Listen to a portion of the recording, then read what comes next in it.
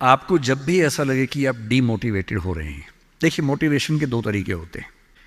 एक तो वैसा मोटिवेशन है कि मैं थोड़ी आग लगा दूं, 10 बार जोर से बोलूं, आप भी बोले जोर जोर से, एकदम खून गर्म हो जाए, आप बाहर निकले, आपको लग रहा है कि आप कुछ भी कर सकते हैं, आधे घंटे बाद लग रहा है अरे हम तो वैसे के वैसे हैं।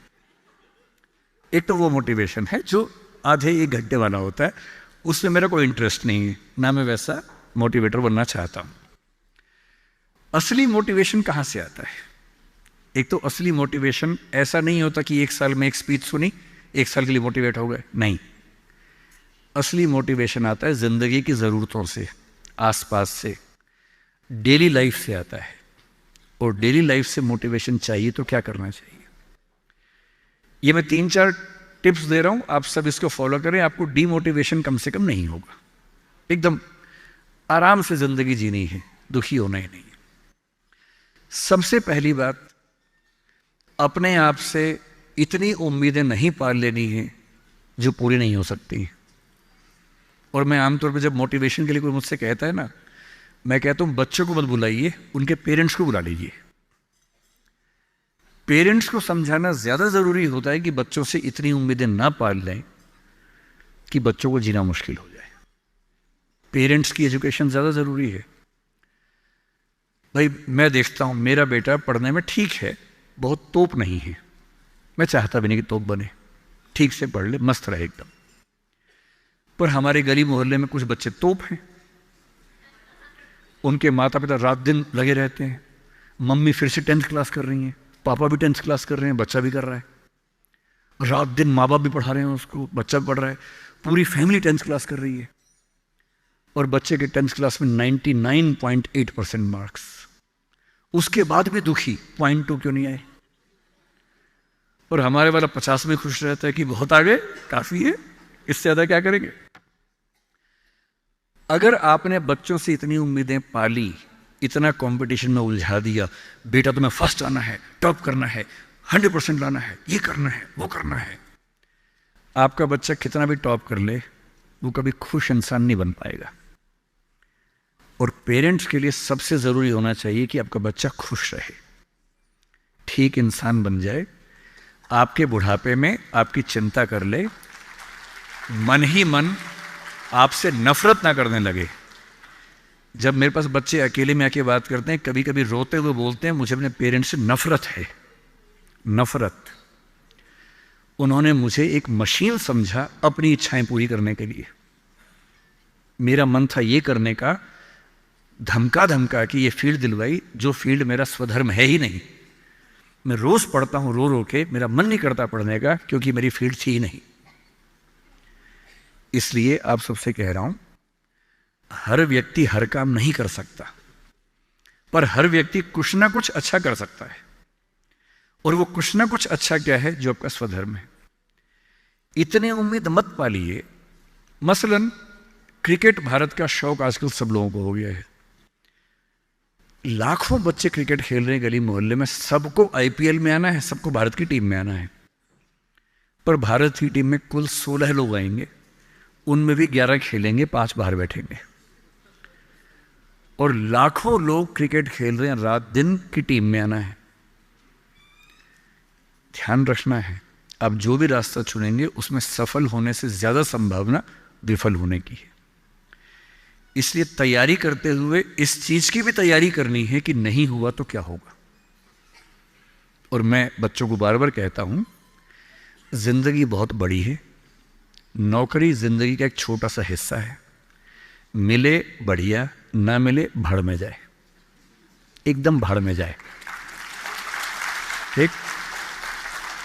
और मैंने खूब देखा है, आईएएस आईपीएस बनने के बाद भी कुछ लोग आत्महत्या कर लेते हैं, दुख से, तनाव से, परेशानी से।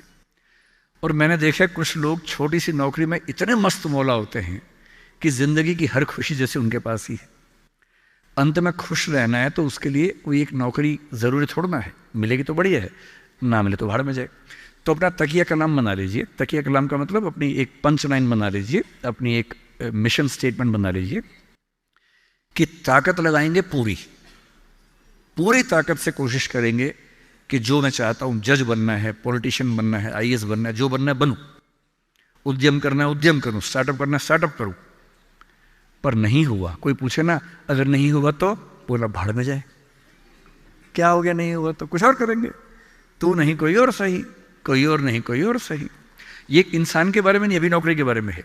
ये नौकरी नहीं तो कोई और नौकरी सही, कोई और नौकरी नहीं तो कोई और नौकरी सही, ऐसा क्या है, हजार ऑप्शन है।